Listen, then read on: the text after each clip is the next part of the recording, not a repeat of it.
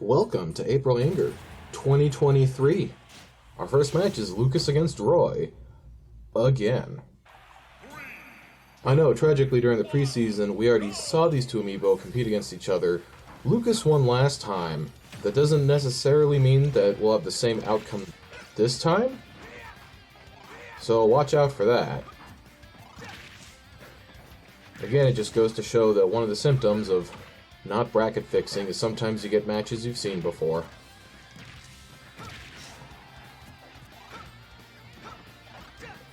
For the April Anger tournament, the stage list is more restrictive, meaning that all the stages should be tournament legal, which is especially good for the amiibo because they sometimes struggle on non-ordinary stages.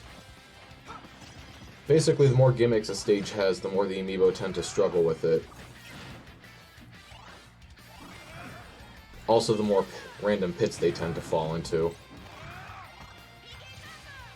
Lucas playing very low off stage, able to make it back. These amiibo are just playing around off stage, taking each other's recovery moves to the face over and over again. Dash attack near the edge is going to kill Lucas for the first time, though. Lucas able to get a nice edge guard on Roy. That's going to tie it back up.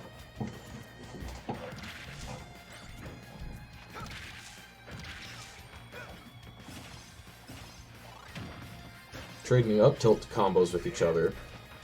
4-hit combo from Lucas, one of the largest combos you'll probably see an amiibo doing this tournament. Spiking Lucas, but Lucas is not at a high enough percent to instantly die from it. Gets a phantom footstool off of Roy. Unless he cancelled his double jump animation into a neutral air. A footstool at the ledge does not get Roy with the spike hitbox of the back air. Roy with a great tech. However, Roy is at a pretty high percent. He teched that, but he tech rolled, so Lucas was able to grab him. Lucas is definitely the favored victor in this match, using the outer limits of the rope snake to make it back to the ledge without having to use his recovery. It's actually a very useful tool for Lucas because his up B recovery actually leaves him pretty exposed, and if you miss the projectile or if it gets cancelled, Lucas's PK Thunder doesn't get cancelled out on an opponent, and that's already going to be the first match. Going hard. And there we have the screen transition that breaks my video compiler every single time.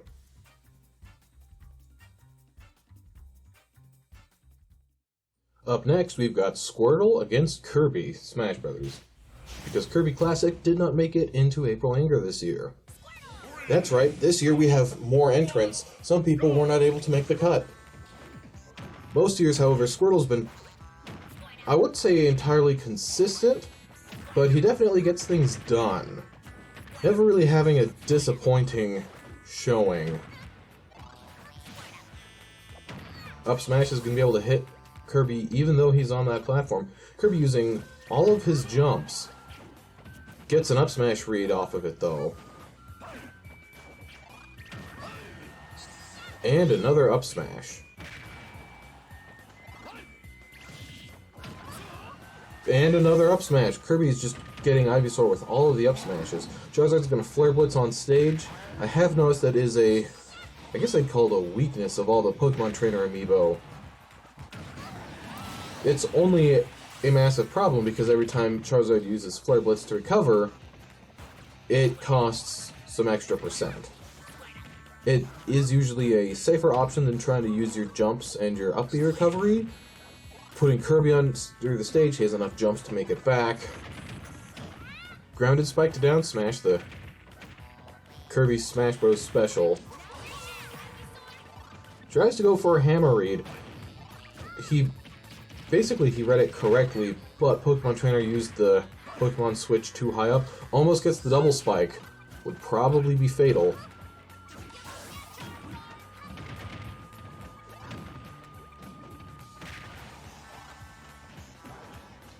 Charizard Charizard air dodging back to the ledge, needs to gain his ground, gets hit by another up smash. The Squirtle amiibo is struggling, also getting killed as Charizard both times. That's a little strange, especially because Charizard has the highest weight of all the Pokemon. Squirtle, as Ivysaur, gets his first kill.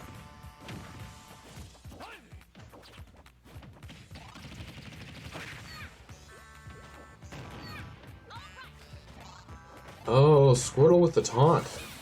I didn't know that Squirtle did that. That might even be the first taunt we've ever seen. From Squirtle, I mean. We've seen many other taunts in all of these tournaments. But usually those who taunt get retrained. Double spike from Kirby! That's gonna kill Squirtle. These matches are single elimination, by the way, until the finals and the quarterfinals, so... yeah, Squirtle's out. Kirby goes on. Next up, we've got Chrom against Diddy Kong. Two characters with a hard time recovering. Gonna be interesting to see how that affects this match. Looks like we're on the Animal Crossing stage again. This one is Smashville. Diddy with some quick damage on Chrom to start it off. Still going 51% up, 60% unanswered.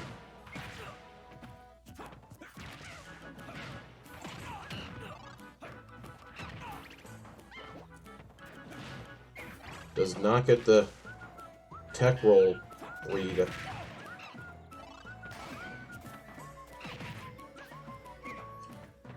Gets Chrom off stage. It's a dangerous prospect for the amiibo because amiibo who are not Chrom have a tendency to get spiked at the ledge by Chrom's recovery. Diddy Kong not getting spiked, but he still takes a sword to the face. Jab forward smash. They don't usually see that, but I guess if it works. Footstool's not gonna kill Chrom, though. His double jump was just enough to bring him back. Chrom's gonna make it back from that as well. You can see right there, Diddy Kong got spiked into the stage, but he hit the stage, so he bounced off and was able to live, at least for a bit.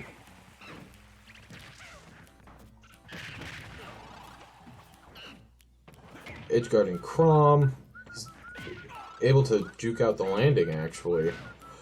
Chrom was able to grab Diddy Kong mid-cartwheel. That's pretty hard to do, because usually the hitbox hits you before your grab hitbox connects. Chrom making it back, using only his jump. Usually ideal, because it means if anything goes wrong while you're recovering, you have an extra chance to survive. But Chrom is 100% above Diddy Kong. Does mean he has a lot he has to make up. Waiting for the punish, going with a back air instead of the instant. I guess he probably... this Diddy Kong would have probably gone for the nair. Real players would probably try for the down air just because you can sometimes spike the opponent to kill them. Forward air would probably be the best choice. Up smash just long enough to hit that top platform. Well, it's the only platform on the stage, but it's a little higher up than a lot of other platforms. Diddy Kong going for the footstool again, not getting it. Using a low rocket barrel, suddenly putting this match squarely even again. Relatively even. Chrom loving these down throws. That's the first one he's tried to go for a follow-up with, though. Keeps trying to charge up neutral B. He's gotten punished for that twice.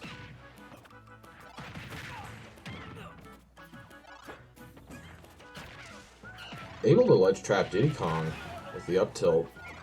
The timing for that is pretty difficult. These amiibo are both, you know, on the same system, so they don't have to worry about lag. Not that amiibo ever do have to worry about online lag, but online especially, punishing any getup is nigh impossible. Diddy Kong's gonna close it out. Chrom's tournament career is over this year. Next, we're going to be seeing Pac-Man against Pit. Two of the older amiibos among our roster.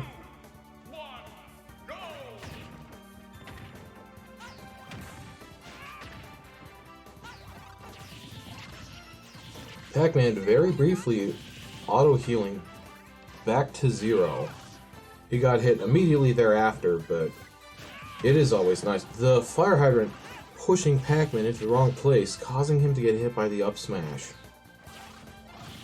It is something to keep in mind as Pac-Man. Sometimes the fire hydrant is not your friend. Pit with a down throw to up air combo. Usually you don't see that. I think usually because it's usually not a combo.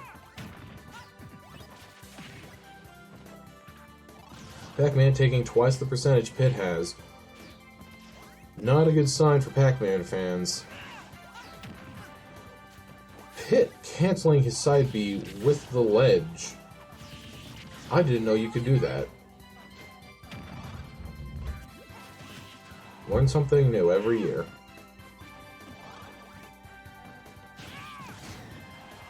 Up smash on platform is going to kill Pac-Man for the first time. Doing the stock count 2 to 3. Pac-Man responding with a combo and some ledge trapping, I guess. Edge guard, it's above the stage. I don't know what that counts as. Pac-Man able to make it back. You do always have to worry about the Pac-Man amiibo. He has a habit of not hitting his trampoline, which is especially bad because you always hit the trampoline as you don't input an extra direction.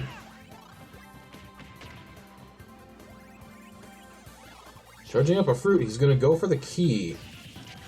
Pit is at a high percent, so he could possibly use it to kill? Armoring through the down air.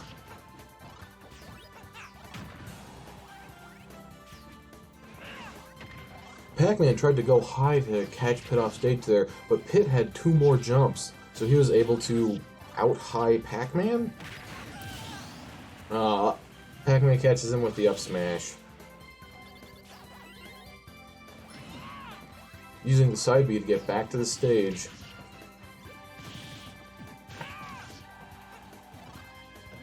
Pit hitting a definitely not true combo there. And a taunt. Fans of the tournament know we never like to see the taunt. Clashing with the trampoline, Pit lands on it, kills himself.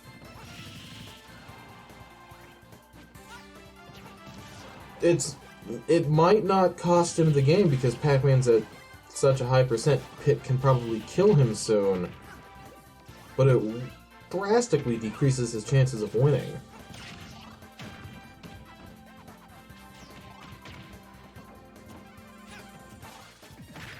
Especially if he keeps whiffing all these aerials against Pac-Man. In Smash Bros., it's always a decision you have to make if you want to attack where your opponent will be or attack where your opponent is. However, Pac-Man doesn't seem to be moving around as much as Pit seems to think he would be moving. So Pit keeps trying to catch out all these random jumps, but Pac-Man's just not doing them. Getting a pretty nice spike, admittedly, on Pac-Man at the ledge, though. But Pit might not be able to make it up, shielding that smash attack just in time. Pit's off stage, but with 2 jumps and one of the highest recoveries in the game, he's going to be able to make that back.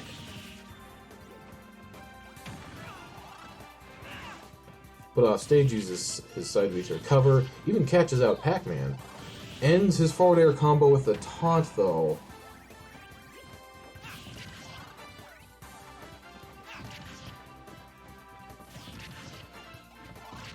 Pit is enjoying these forward airs. Up smash is not going to kill Pac-Man, but it was close.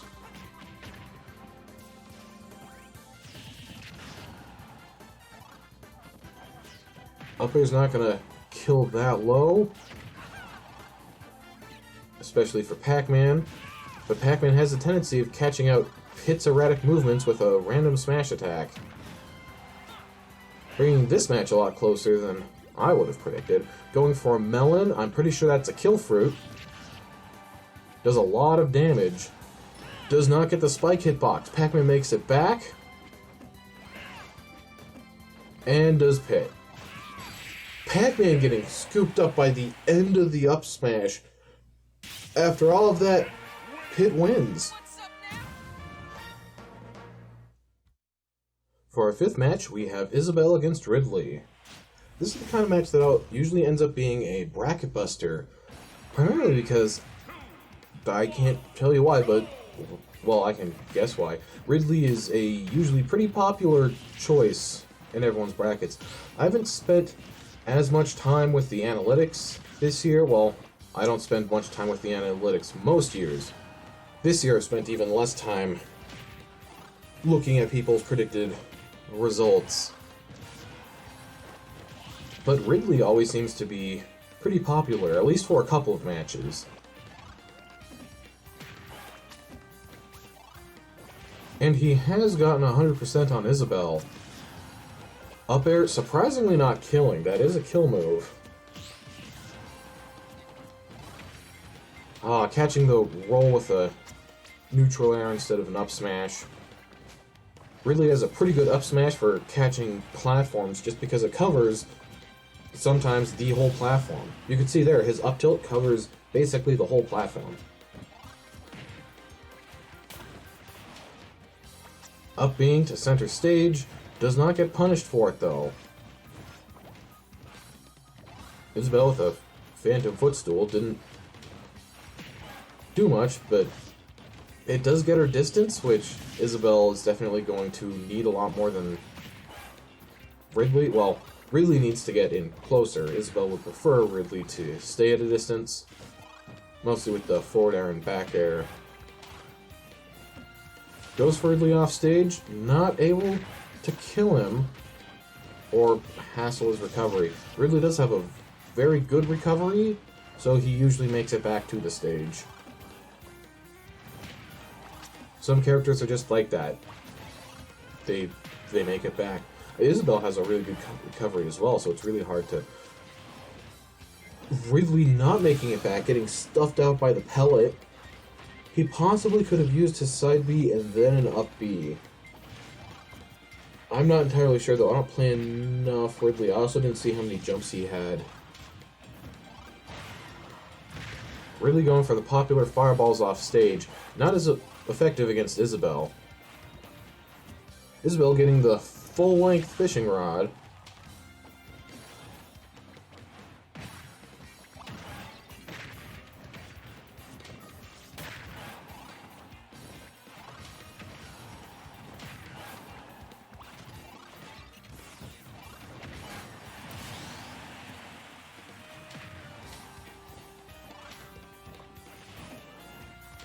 Ridley's able to make it back to the stage. Isabelle with a good air dodge, but it gets caught out by Ridley, making it no longer a good air dodge, and getting hit by the single fireball of disrespect.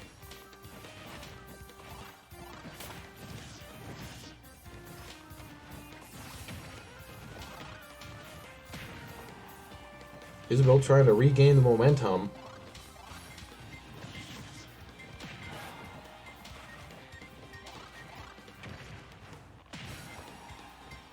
Ridley's off stage, gets hit by a close-range pellet. Projectiles do more damage when you hit them from point blank, so that definitely killed him earlier. And lengthy charged up smash, the very end of, probably the very end of the hitbox, is going to kill Isabelle. Ridley moves on. Luigi against Wii Fit Trainer. By the time you're seeing this, the Mario movie should have already released. I'm hoping it's a good one. Everything looks like it should be.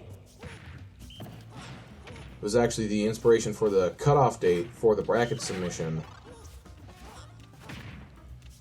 Not that I expect many people are going to finish their bracket and then immediately go to a midnight showing of the Super Mario movie, but that is an option they have, I suppose. You just can't do it in the opposite order.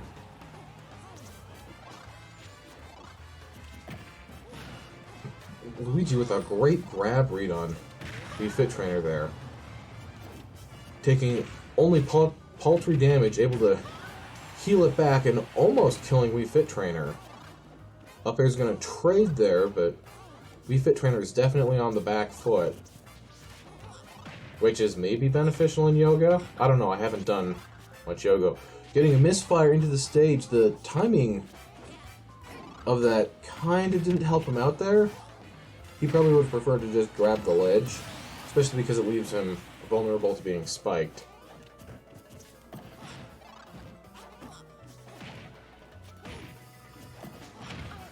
Luigi's landing so many of these grabs. Part of it is because Wii Fit Trainer is landing and immediately shielding.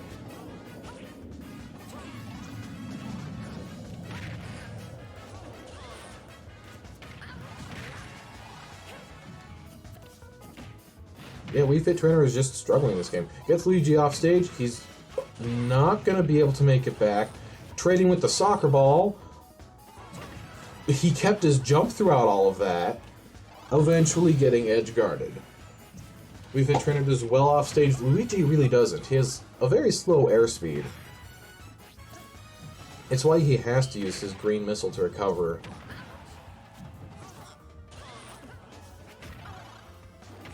Putting Wii Fit Trainer back off stage and then right back on stage. Luigi's grab was slower than Wii Fit Trainer's jab. That is something to know. Usually grabs, especially tether grabs, which are the slowest kind of grabs, are usually just slower than attacks. Luigi's going to be able to make that back. So is Wii Fit Trainer at the extent of her recovery.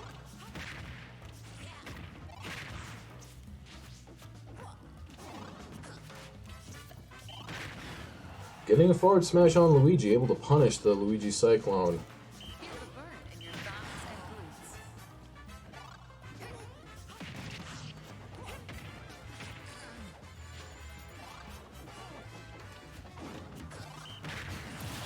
Getting a good forward smash on Luigi, putting them both at 0%, but Luigi has not been struggling nearly as hard as Wii Fit Trainer this match. Wii Fit Trainer, I guess, is hoping for an early edge guard? Or maybe just a whole bunch of forward smashes. I suppose that would also do the trick. In past years, Wii Fit Trainer was usually one of the more dominating characters. However, as the years have gone by, her effectiveness has sort of fallen off.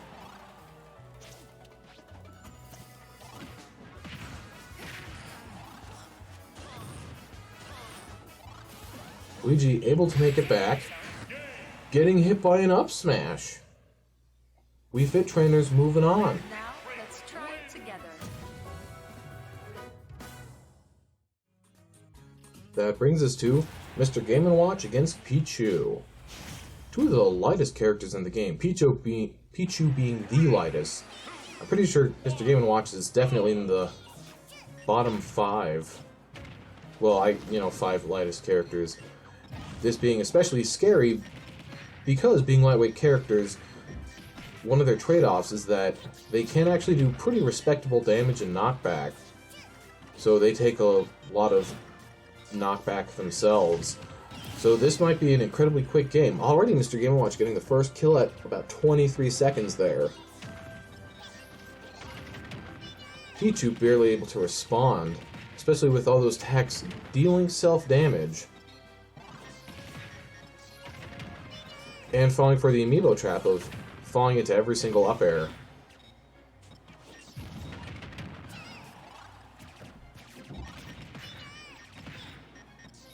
Yeah, not much to talk about. Pichu's just being hit by a whole bunch of up airs repeatedly.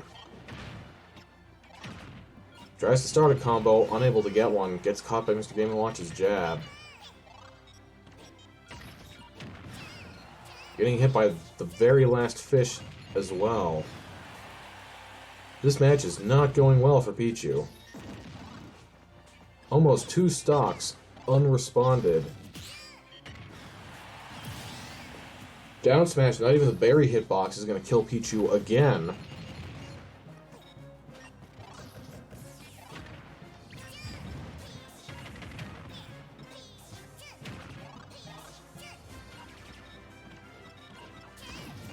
Mr. Game & Watch has a relatively full bucket. That's especially dangerous because the oil panic move is incredibly powerful, and for the last character in the game, it's probably going to kill Pichu if it ever lands.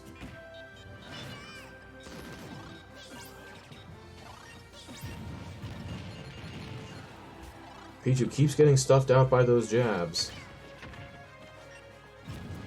Mr. Game & Watch at probably the highest percent he's been all match. Pichu air dodged to the ledge there, which saves the percentage, I guess, penalty from using the recovery move instead. Sometimes it's little things like that that matter. Getting hit by another up air, probably triggering some PTSD. Jab isn't killing Pichu, but the bomb will. Mr. Game & Watch not even losing a single stock. And for the last match of this video, we have Link against Steve. Two sword fighters, although half the time Steve is an axe fighter. Especially depending on what version of Minecraft you're playing. Link does seem to be using his projectiles to effectively pressure Steve. Getting hit by that up smash, though, it's one of Steve's strongest moves. And it doesn't require any equipment, so it's something he always has access to.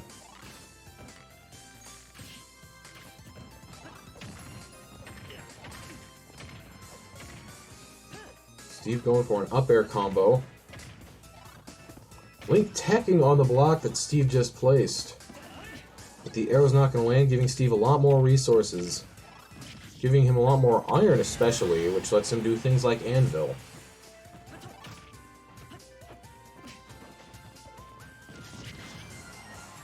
Link putting Steve off stage. Scooping him up. Steve's going to be able to make that back. Ledge hog. Ledge trump. Ledge hogging isn't an ultimate.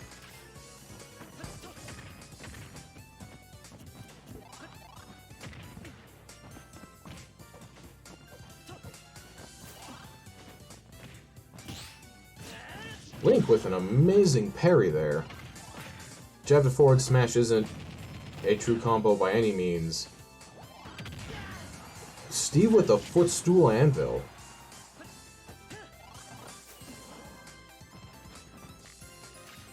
Steve's making it back again while Link charges up an arrow. Not probably what he should be doing right now. He should be using his kill moves to reduce Steve's stock count. Now, Steve just broke a weapon. This is going to be interesting because the amiibo has strange timing for when it thinks it should construct more. Steve dying, making the situation a little irrelevant.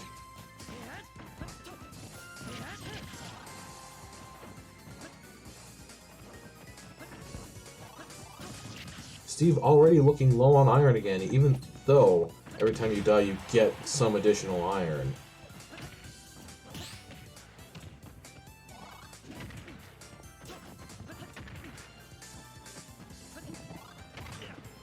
Link struggling to escape when these blocks are in the way. Not able to combo the bomb successfully either. Throwing a boomerang went off stage. I don't recommend that.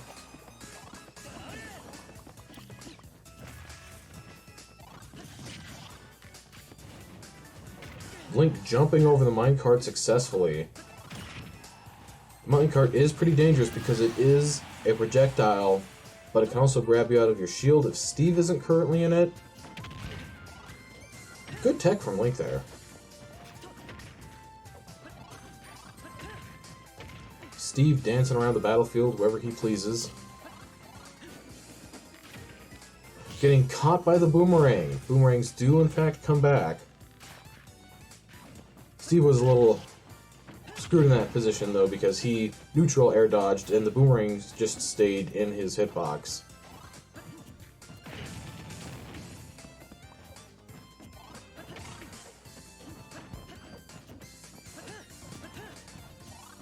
Link is just having a lot of trouble dealing with the suddenly uneven battlefield that Steve's building around him. Late hitbox of Nair, not going to be able to combo off of that or anything. Steve gets the tech. Sledge trumped. Link, he didn't save Steve's life there, but he could have ended it instead, which is obviously a lot better in a game like Smash Brothers. Link going low underneath Steve's forward air, and taking the forward air on stage. Not able to punish Steve's early air dodge, though.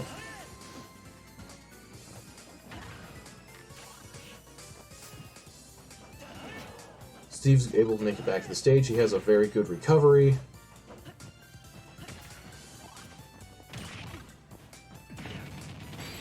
Link getting hit by the scooping hitbox of the up smash. Hope you've enjoyed the video. Feel free to check out your brackets to see how well they're doing. See you in the next one.